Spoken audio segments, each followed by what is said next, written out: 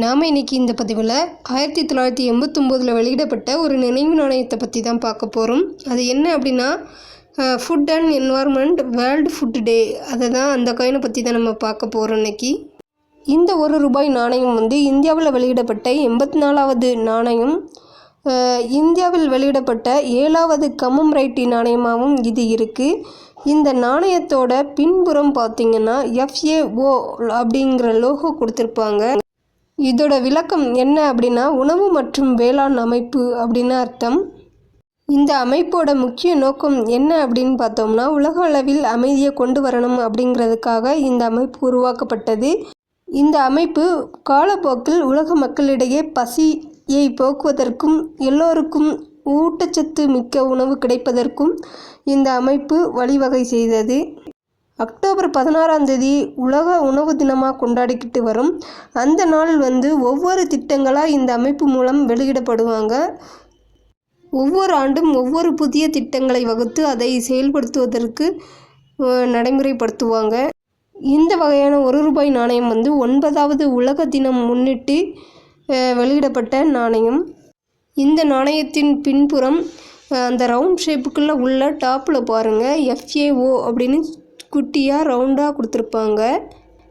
அதுக்கப்புறம் அதுக்கு கீழே சூரியன் கொடுத்துருப்பாங்க. அதுக்கு கீழே 3 கதிர் கொடுத்துருப்பாங்க. கோதுமை கதிர், கோதுமை தண்டுகள் கொடுத்துருப்பாங்க. 3 கோதுமை தண்டுகள் கொடுத்துருப்பாங்க. அதுக்கு கீழே மேகக்கூட்டங்கள் கொடுத்துருப்பாங்க. இந்த நாணயத்தில் பொறிச்சிருப்பாங்க. அந்த கோதுமை தண்டுக்கு கீழே வருஷம் கொடுத்துருப்பாங்க. இந்த நாணயம் எந்த ஆண்டு அச்சிட்டு வெளியிடப்பட்டது அப்படின்னு கொடுத்துருப்பாங்க. அதை சுற்றி ரவுண்ட் ஷேப்பில் கொடுத்துருப்பாங்க பாருங்கள். Food and environment world food day அப்படின்னு கொடுத்துருப்பாங்க. அதே தான் ஹிந்தியில் திருப்பியும் கொடுத்துருப்பாங்க.